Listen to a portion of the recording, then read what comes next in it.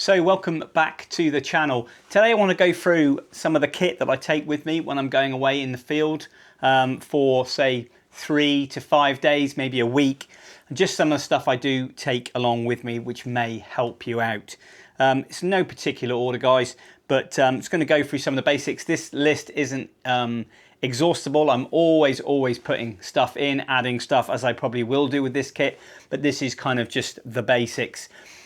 So this will encompass some of the other little bits of equipment you might not think of, safety side of things, and then I'll go into a bit later about what kit I'm going to take with me in regards to camera bodies, camera lenses, teleconverters, memory cards, tripods, bag, hides, all that sort of stuff that I do take with me. So I'm primarily going to Algonquin for black bear. I'm going to spend 5 days in a location and hoping to get some great shots of black bears as they fatten up, really putting on that extra weight to see them through the coming autumn and winter.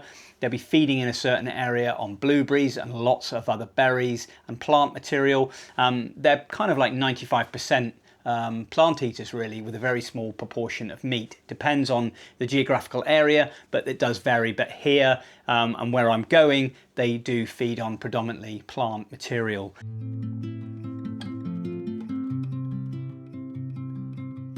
So just going to start going through now in no particular order. First off, some clothes pegs, which I use with the scrim net. So I've got 2 scrim nets here. These are great, obviously, to drape over your camera equipment when you need it. Also, you can put it around your neck. You can put them around your head if you've got problems with insects and stuff like that. But I use these as well to set up little sort of in the field blinds where I can then peg just to branches and twigs, keep a little bit of an area around me. So I've got the lens poking out the front. I've got a nice little scrim net set up so I can move around behind without wildlife seeing me. Really good, and they come in multitude of uses. So I always take a load of pegs and a couple scrim nets as well. Next, a couple torches. These are Petzl tactical torches, really good, 5 beam modes on there, and it's also got the infrared as well. I've got 2 there, which is always good to have a backup, and with that I've got batteries as well, spare set of AAAs for the headlights as well. A little bag there, a bit of cami bag just to stuff stuff in, which is always quite handy. I've got a survival kit. Now this has been made up by me from when I was in the military as a survival specialist. In this pouch I've got lots of goodies in there, basic stuff really. I won't go into it in too much detail, but if you want more information please let me know. I've got fruit punch, peanut butter, water sachets, got birch bark, hand warmers, knife sharpener, knife, foil blanket, saw, all sorts of stuff in there just to help me out if needed. I've also got some windproof and waterproof matches in there and some other bits and bobs. It's absolutely wedged with goodies in there. Always goes with me, but I don't necessarily use it. It certainly goes in the car as well, but a really good thing to have. Also, as a good thing, battery tester for my headlights and for trail cams. I'll move on to those in a minute. I also take a load of maps and trail guides, which is really good for the area I'm going. So they're really great. So I'm home back at camp in the evenings, I can have a little look through those and plan what I'm going to do the following day. Here, really good. So this is a RAV solar charger.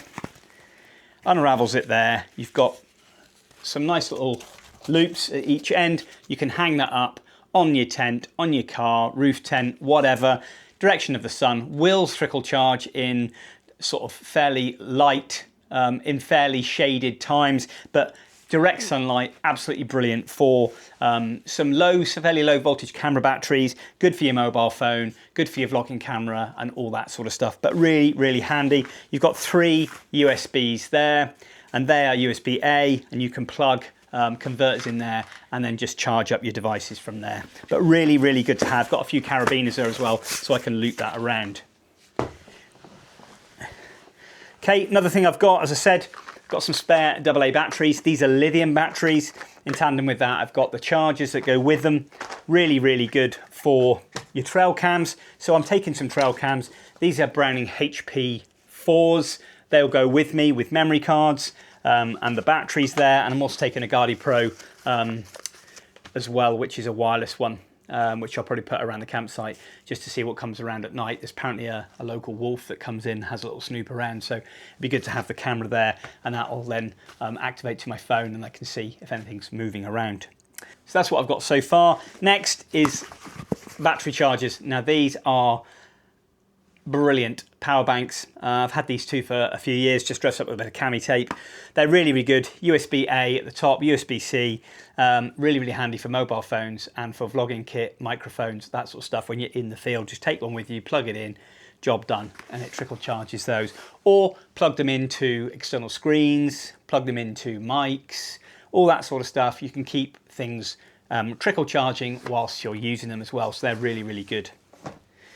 Plugs and USBs for my solar power station. So I'm taking a EcoFlow River Pro charging station with me. So that is a large battery backup with 3-pin plugs, 2-pin plugs, USB-C, USB-A, fast charge. It's got a light on it as well, and I can plug and run off that with all my main charging of my batteries.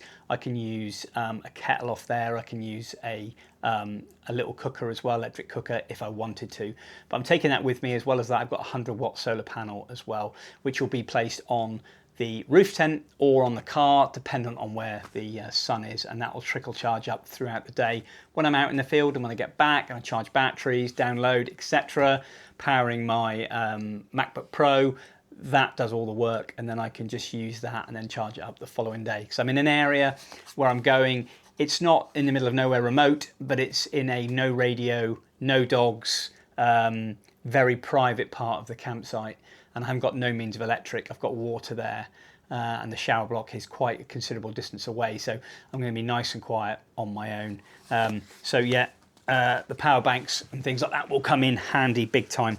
This is a little zip case. This has got Allen keys in there, springs, screws, you name it. And this is my little backup, which I always take with me everywhere I go on any shoot. Things work loose, you need to tighten up some of your tripod heads. You need to tighten up some of your vlogging cams to the head on the tripod, things like that. This is always needed, so I take that. Also some Gorilla Tape, really, really sticky stuff, incredibly strong, tough. If I have any issues with anything getting ripped, so any clothing, any part of my roof tent, anything like that, I can just put a bit of tape on it just to patch it up. Stops water ingress getting in, etc. There's recently been a few tornadoes and storms going through Algonquin. It hit here a few days ago, pretty bad. Campsite, everybody was on lockdown, and lots of people's equipment got damaged. Trees fell, etc. If you need to patch up your tent because a branch goes through it, then the tape will do the job temporarily. So really, really good stuff, and that's waterproof. Goes without saying, binoculars. Now these are essential. These go everywhere with me. It's got the little it's got the little attachment there which locks onto my cotton carrier G3 harness, which is really, really good. And they always come with me, these. So certainly see things before I can through my lenses. I've also got a set of monocular there, night vision goggles, which go with me. Allows me to see what's coming whilst it's still dark. So if I'm going out early morning and it's still pretty dark, I can then use these to give me an added advantage to find out where wildlife is moving around. So they're really, really good. And we're moving on a little bit further now. Just very basically there, I've got 2 ration packs here. These are 24-hour ration packs. This is beef and vegetable stew, and this one is beans and wieners. These are Canadian military ration packs, and I've got those just in case I get stuck in a bind. So they're there in case I have any issues, can't get to the shops or whatever. Lots of goodies in there just to help me out if needed. And last but not least, really, is some safety aspects equipment. And also first aid. So here I've got some BCB. These are field dressings, just in case any major injuries. Basically a nice antiseptic pad with lots and lots of fabric just to patch up any injuries. Really, really good to have. You never know when you're going to need it. And these are chest seals. Any injuries, any wounds, these can then stick onto your body and retain any blood loss, etc. Really, really good. These are military ones as well, so they're really good. Probably never going to use them, guys. It's always good to have something like that. I could be chopping wood, I could miss the wood, hit my leg, anything like that. It's good to have. Goes without saying there as well, first aid. This is a basic first aid kit, which has got all the goodies in there. Antiseptic wipes, it's got bandages, tourniquets, scissors, pins, you name it, plasters, it's got it all in there. A nice basic first aid kit, which I always add to as well. Great to have that with me.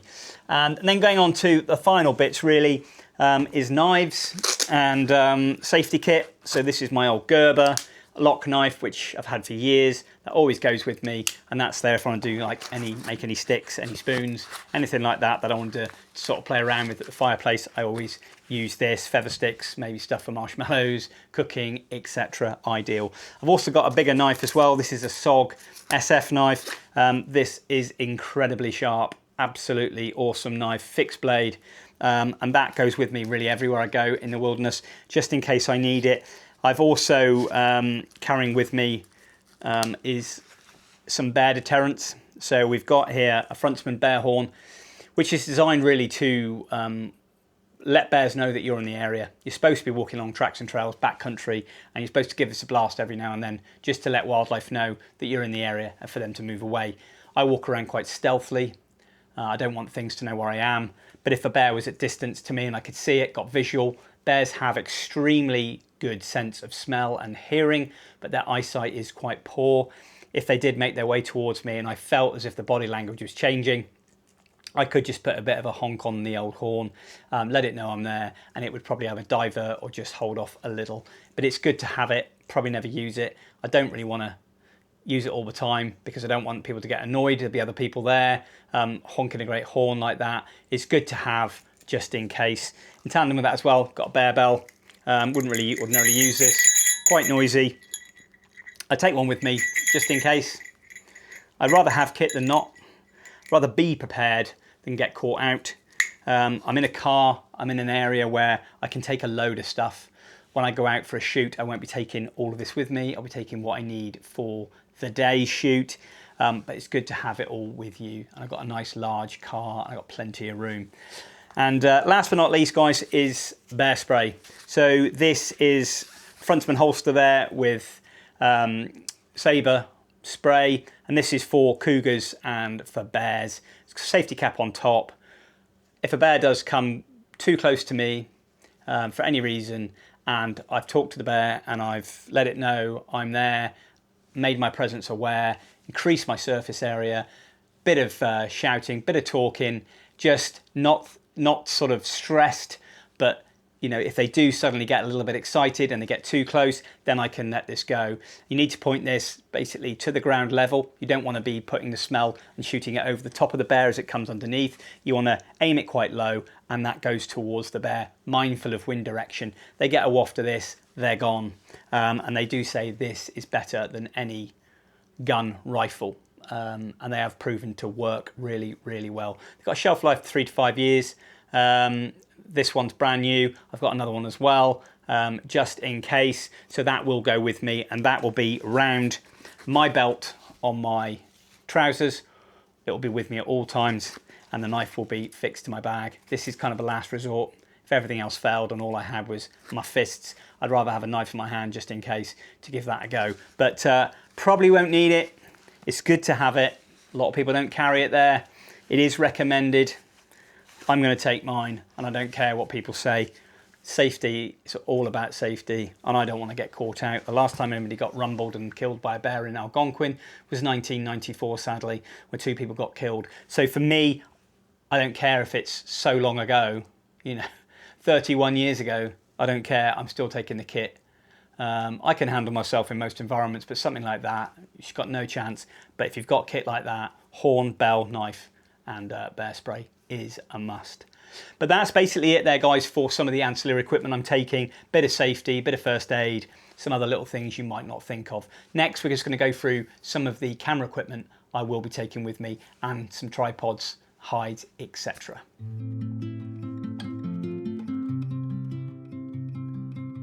So just going to go through some of the other kit I take with me, and then finally we'll go through the lenses and the camera bodies I'm taking. So an essential bit for the wildlife photographer is a laptop, notebook. This is a MacBook Pro. This is ideal for me. Aging a bit now. This is a fair few years old, but I look to upgrade this soon. Does me well in the field, 13-inch screen, nice and small, and it's got a bit of power there as well for any editing video and for my still images. It does a job, but it is getting a bit slow these days, but it's good. I don't always edit in the field, but it's good then to back all your stuff up, the daily shoot, the videos, the stills, vlogging, and all that sort of stuff. So really, really good to have. MacBook Pro laptop. With that as well, I've got some backup drives. This is a 4 terabyte drive, which is an NVMe drive, and that backs that up. And I've also got another solid state drive as well, 2 terabyte, which I use as a backup. So I always have 2 backups. Hard drive on the notebook is very small. Take that as well. With that as well, I've got, this is a card reader by Freewell, which does SD, CF Express Type A and B, really nice, all housed in one. Got a cable integral there, and I can download using that. I always have backups. So this is a Chip Fancier CF Express Type A and B card reader, really, really good. I always take that. And this one here is a Pro Grade, and that is a CF Express Type B, and it does an SD, and that's UHS-2 that I can use as well to download some of my images and video to those, and then straight on to the drives. I also take spare memory cards, guys, as well. There's loads of SD cards there. These are all generally for my trail cams and for the R7, R3. As well, CF Express Type Bs, a couple spare ones there. I've got 2 512s and a 256, and in my R3 I have one already fitted, and my DX 3 I have 2 in there as well, so plenty of card storage there as well. Along with the cameras, we've got the old chargers. So here we've got the LCE19 charger for the Canon R3 and the 1DX Mark III, cables to go with it. This is my charger for the Canon R7 and some of my other SLRs, but I'm only taking the R7 with me. That's a cheap one from Amazon, which does the job. It's always good to have a spare. Got some RAV Power batteries there, which are for my external screen cameras. If I need it, take those. So we've got various pouches for DSLRs, for mirrorless cameras, etc. These are also my lens coat. They're great to keep all my kits safe and secure. Take a load of those. Batteries, vitally important for your cameras. There I have got 5.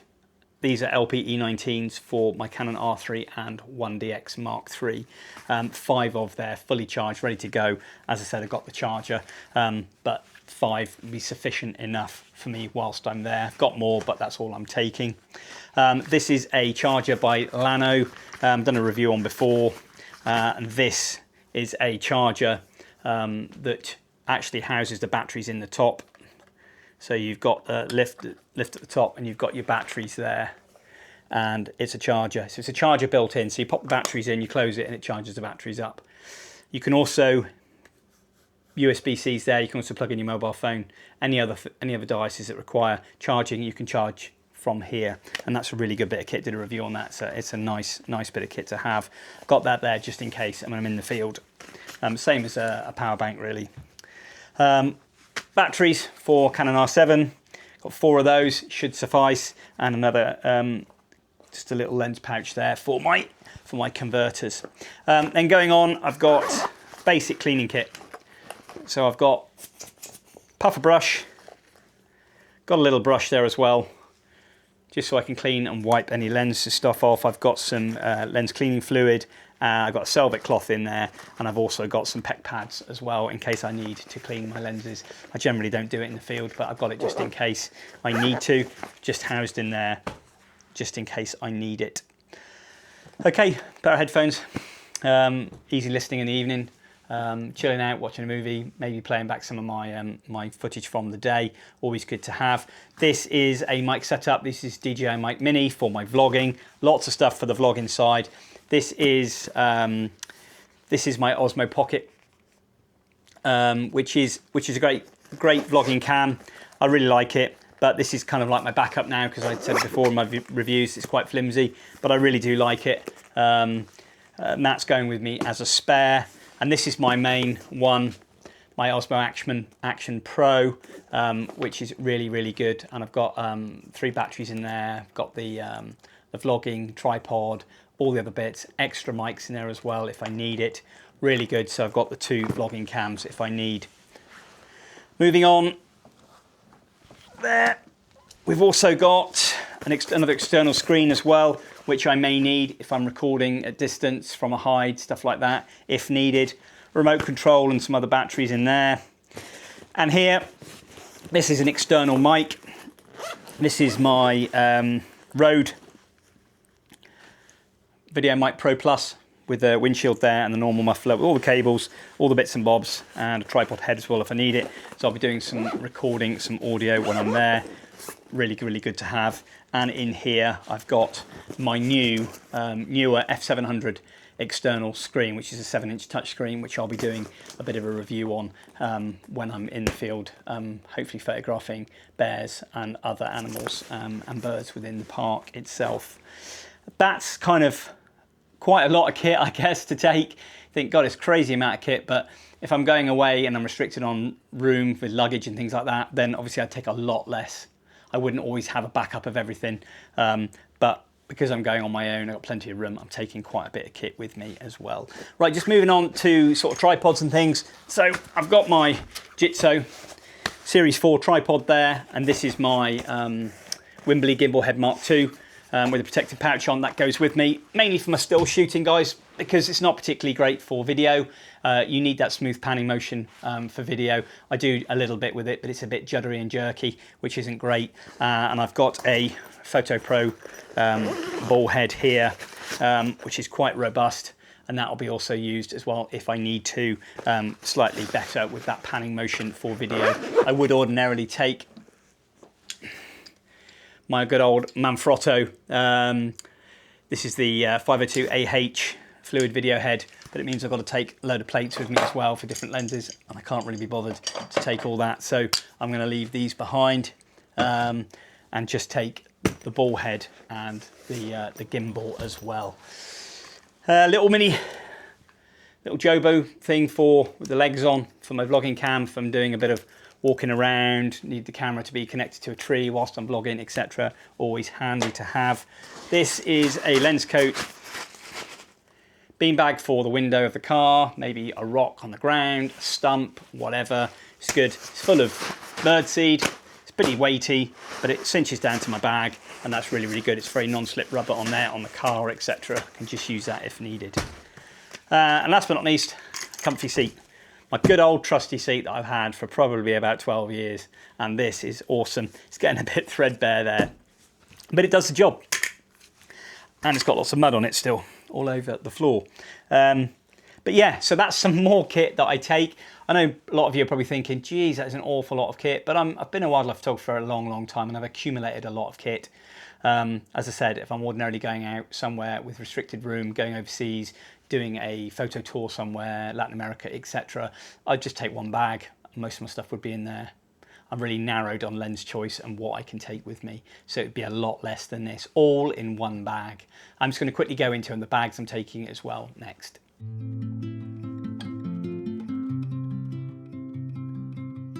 So just quickly run through some of the bags I'm taking with me. This is my old trusty Low Pro Trekker 600 AW Mark I. This bag has been with me 20 years, maybe more. It's a great bag. It's a single-use bag, really. It's got a little tripod attachment on there, which I just cinch it down with some of the f-stop wraps there, which I just cinch down and then just pull it tight. I've got a little pouch at the front for some batteries and bits. Can also clag some stuff on the side there as well. It's a trusty old bag. This bag is used really, I think I can get a 600 in here mounted on a Pro body, and that's just a single lens only with a body. That's it. I'm going out all day, I'm trekking anywhere, I can stick this on my back, batteries in the front, tripod, job done. And it's a really, really good comfy bag. They still do these, but probably on about Mark IV now. That stays with me. I'm an f-stop ambassador. I primarily use f-stop bags, but they don't actually do a lens trekker or a single lens bag. So that still stays with me. I'm hoping they will do that at some point. This is my day-to-day bag. This is the f-stop Tragopan, and this is an awesome bag. It really is. Now this will house my 200 to 400 with a built-in telly, and my 500 and a few bodies and a few other bits and bobs. Pouches at the front, H2O, lots of zips and stuff at the side, opens at the back. It's an amazing bag, love it in green, really, really good. Been with me everywhere, and I've got these gatekeepers on the side which cinch stuff down. I've got them on both sides. Yeah, and that is my go-to bag. So that will be with me probably most of the time. Really, really good bag. And last but not least, this absolute beast here is the f-stop Shin, which is the biggest bag f-stop do. It's nearly bigger than me actually while I'm sitting down. This is huge, and I do take this on photo shoots sometimes if I don't have to go far from the car. If you are in the field for a long periods of time and you're trekking away, it's a great bag. It's massive. I can fit 3 primes in there, loads of bodies and bits. It's really, really good. But I'm taking this really to keep all my lenses in as a main stowage. And when I need to decant certain lenses for the day's shoot, then I'll take them out of here, I'll put them in the smaller bag or the lens trekker there, and then leave this bag as my main bag that stays in the car. I can just decant stuff as and when I need it. But it's an absolute beast of a bag. It's so much bigger. It's the same sort of design as the Tragopan there, but it's just absolutely mahoosive. It really is a great bag. Very, very lightweight. And they've got the system in the back there with the camera units integral, and you just lots of pockets and bits and bobs. They're really, really good bags. I'll do a standalone review on these bags at some point if required. But yeah, really, really good. So there's the bags I'm taking, and it's dependent on what I'm doing on the day.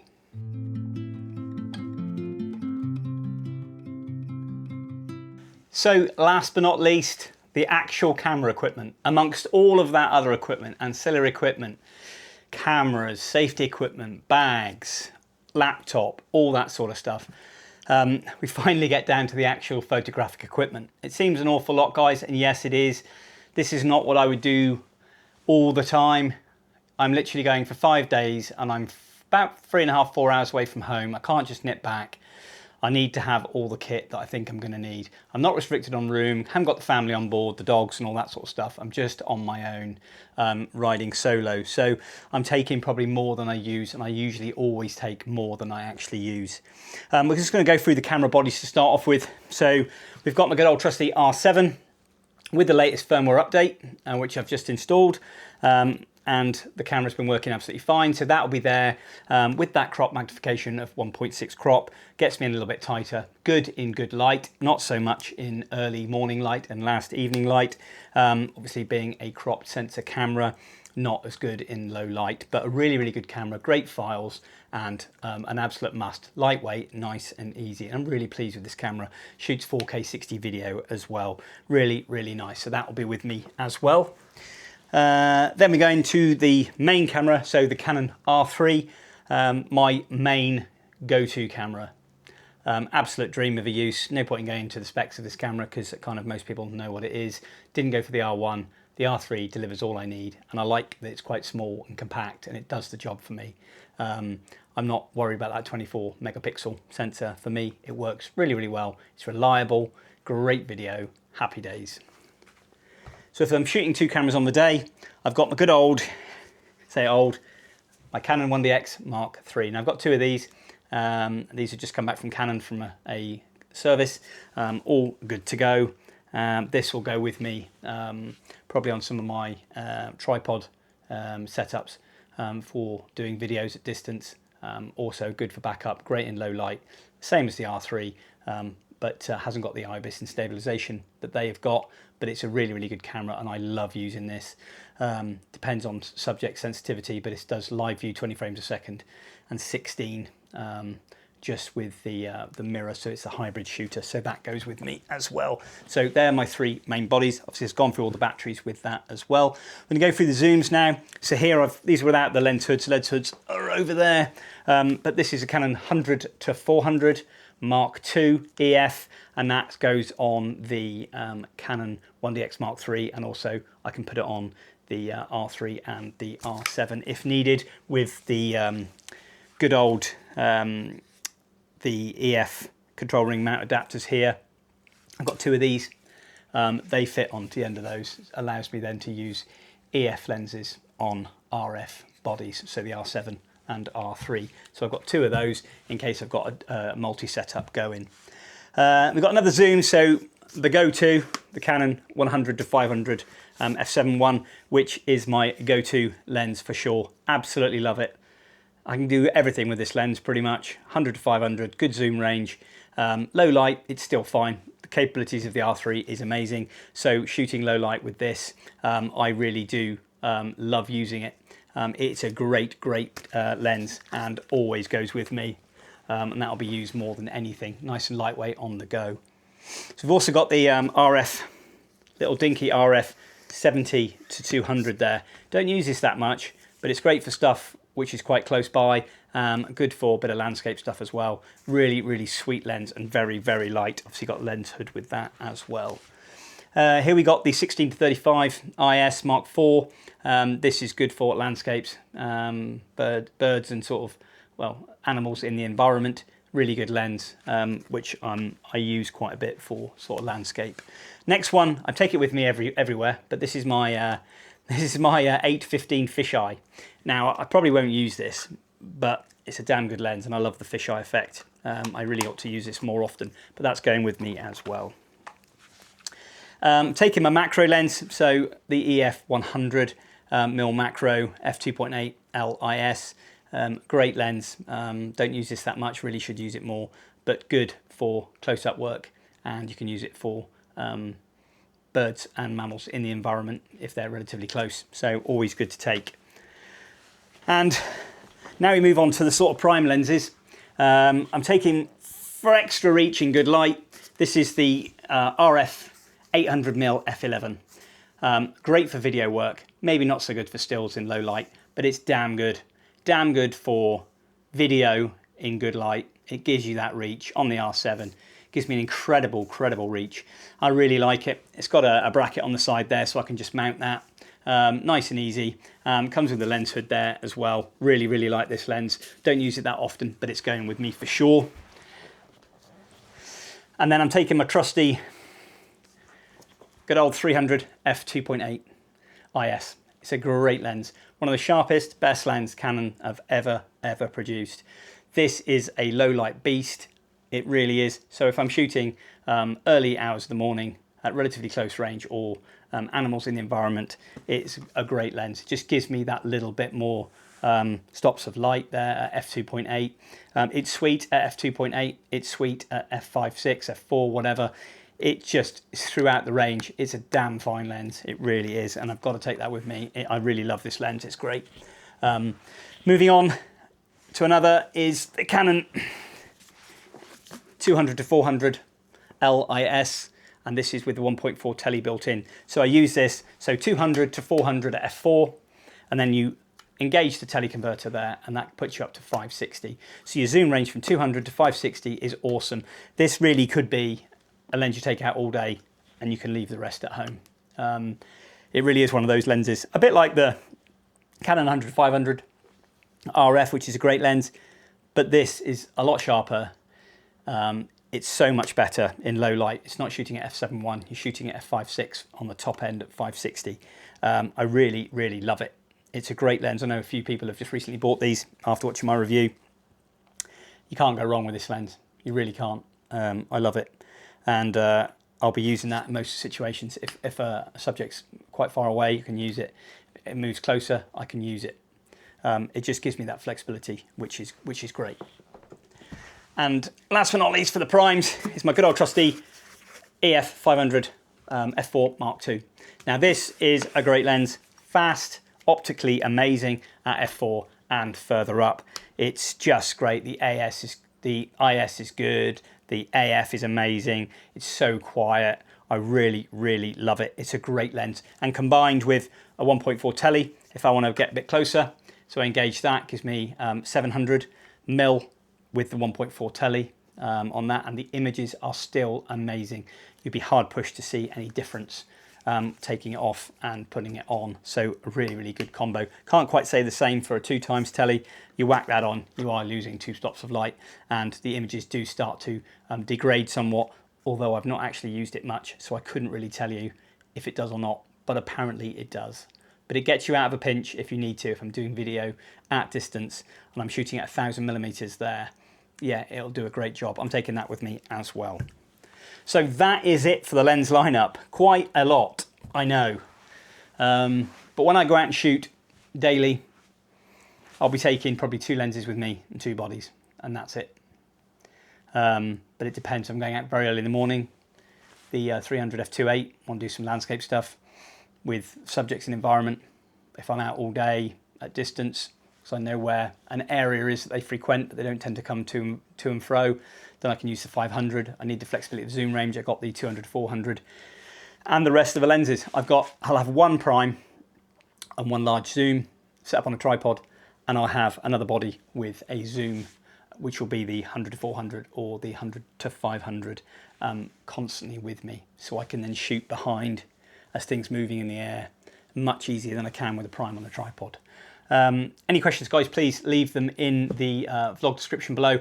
I know it's quite a long video. It's probably like in excess of 30 odd minutes, but I just wanted to show you what kit I take with me when I go out into the field on a big trip. Okay, as I said, I've got lots of room. I've got plenty of space. I've got no one with me. I'm on my own. I want to take as much kit as I can. If I was restricted on what I could do, and if I was traveling over great distances, the whole setup would be so much different. I'd be streamlining it to literally 0, so it'd be as light as possible. But in this case, I can afford to be a bit greedy with what I take. But I hope you found that interesting, guys. Thanks very much indeed for watching. I hope you enjoy my videos coming next, which will be on this trip in Algonquin, hopefully with some of those black bears and a few other species to boot. But thanks very much indeed for watching. I'll see you all next time.